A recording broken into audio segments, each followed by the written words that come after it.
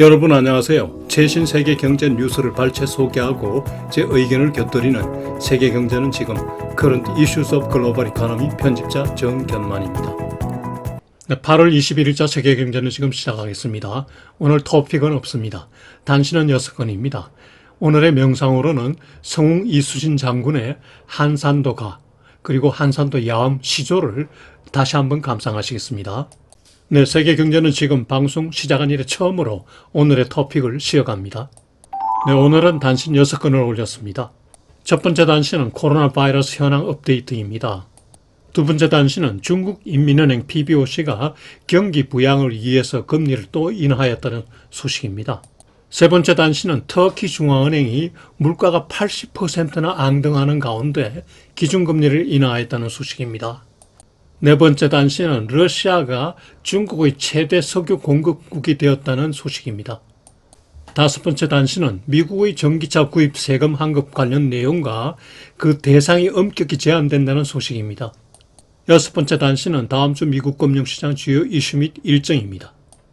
오늘의 명시는 성웅 이수진 장군의 한산도가와 한산도 야엄 시조입니다. 네, 한국 시간으로 토요일 새벽 현재 세계 코로나 바이러스 현황 보시죠. 세계 확진자 누계는 5억 9,168만 3,600명으로 전주 대비 0.9% 증가했습니다. 사망자 누계는 644만 3,300명으로 전주 대비 0.2% 증가했습니다. 세계 확진자 누계 증가율이 오랜만에 1% 아래로 내렸네요. 사망자 증가율은 6주째 0.2% 보합입니다. 세계 확진자 순위가 바뀌었습니다. 한국이 이탈리아를 제치고 8위에서 7위로 부상하였습니다. 경제 지표 면에서 한국이 이탈리아를 제칠 때는 좋았는데요. 코로나 바이러스 확진자 누계가 더 많다고 하니까 기분 나쁘네요. 현재 탑 12 국가를 보면 미국, 인도, 브라질, 프랑스, 독일, 영국, 한국, 이탈리아, 러시아, 터키, 일본, 스페인 순입니다. 지난 금요일 하루 일본의 신규 확진자 수가 26만 1,000명을 넘었고요. 한국은 13만 8,812명이었습니다. 지난 금요일 일본과 한국의 신규 확진자 수가 전 세계 신규 확진자의 47.7% 비중을 차지했습니다. 아니 이럴 수가라는 탄식이 나오네요. 두 번째 단신은 중국 인민은행이 경기 부양을 위해서 금리를 또 인하했다는 소식입니다. 금리 인하 배경을 보면은 최근 은행 대출이 많이 위축되고 있고요. 경기 하방 위험이 커지고 있기 때문입니다. 코로나 사태가 간헐적으로 이어지고 있고 부동산 경기가 침체가 계속되기 때문이죠. 금리는 두 가지 쪽에서 내렸는데요. 첫째, 1년 만기 중기 유동성 대출 지금 잔액이 4천억 위안 정도인데요. 이것을 10bp 인하했습니다. 현재 2.85에서 2.75%로 내렸습니다.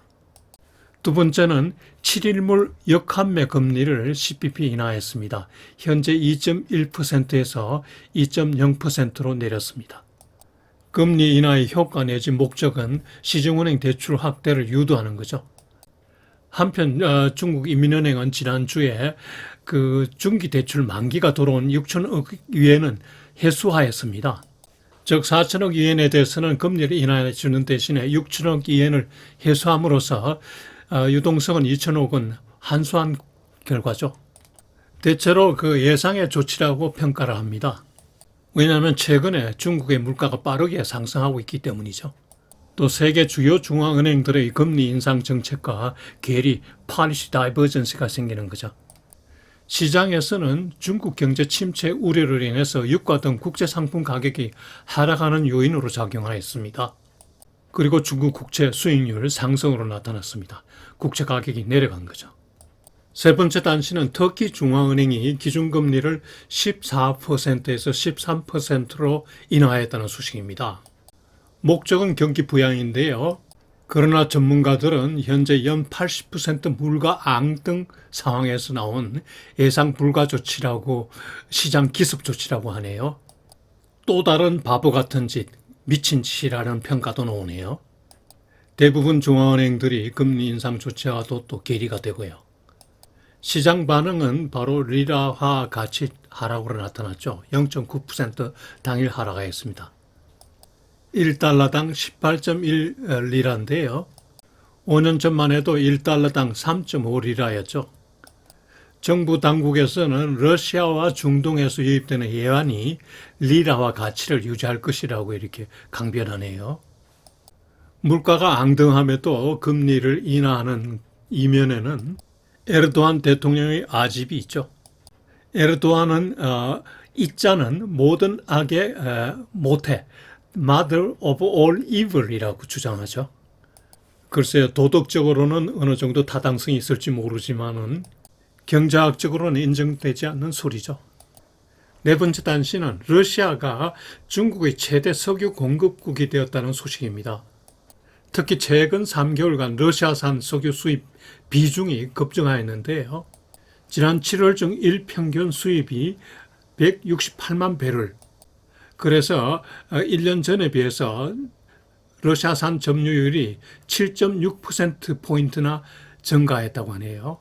5월 중에 200만 배럴보다는 감소하였는데요. 이는 중국이 5월 이후에 석유 수입을 줄이고 있기 때문입니다.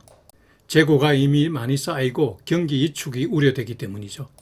중국은 러시아로부터 할인된 가격으로 원유를 공급받고 있습니다. 중국은 러시아산 석유 수입 비중을 높이는 대신에 사우디라든가 여타 나라는 줄였습니다. 특히 앙골라나 브라질산 원유 수입이 급감하였다고 하네요. 사우디산 원유 공급 비중을 줄였지만은 연간 전체로는 러시아산보다 조금 많습니다. 다섯 번째 단신은 미국의 전기차 구입 시 받는 세금 환급 관련 내용들입니다. 일주일 전에 통과되고 서명된 인플레이션 감축법, 인플레이션 리덕션 액트의 그 주요 내용은 첫째, 기후변화 대응, 둘째, 법인세율 최저한도 15% 설정, 셋째, 건강보험 지원과 관련된 내용이 있죠. 첫 번째, 기후변화와 관련된 주요 내용이 바로 전기차 산업 육성이고요. 그 방안으로 전기차 구입자들에게 세금을 많이 환급해 준다는 거였죠. 그러나 세금 환급 대상을 엄격히 제한도 하고 있습니다. 세금 환급 제도를 도입한 목적은 기후변화에 대응해서 전기차 사용을 유도하고 미국 내 공급망을 체계화시킨다는 겁니다. 세금 환급 규모는 신차의 경우 7,500불입니다. 중고차는 4,000불이고요. 과거 세금 환급에 비해서 규모가 굉장히 커졌죠. 단 시행은 2024년부터입니다. 세금 환급 대상 요건은 아주 까다로운데요.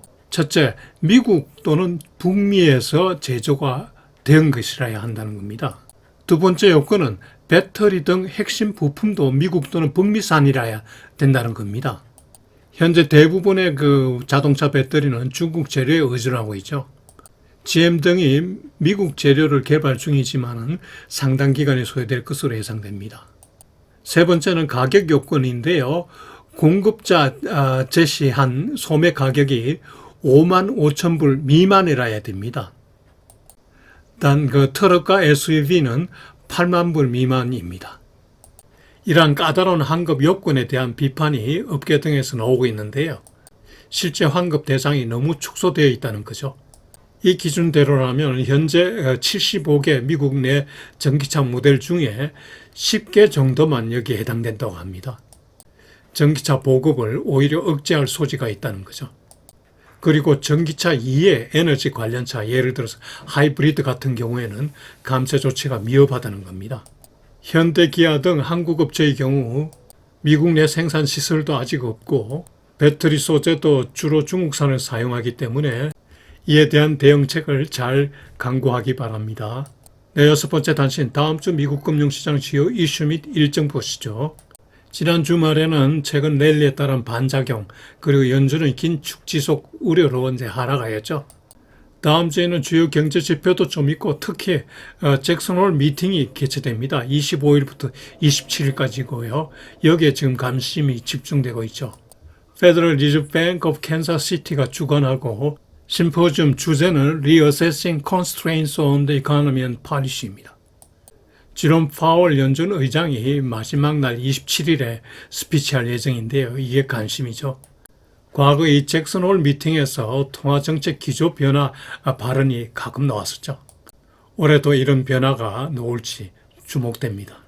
경제 지표로는 PC 물가지수, 개인 소비 지출 물가지수가 금요일 발표되는데요.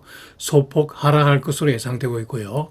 목요일 발표되는 주간 실업수당 청구자 수는 소폭 증가할 것으로 예상됩니다.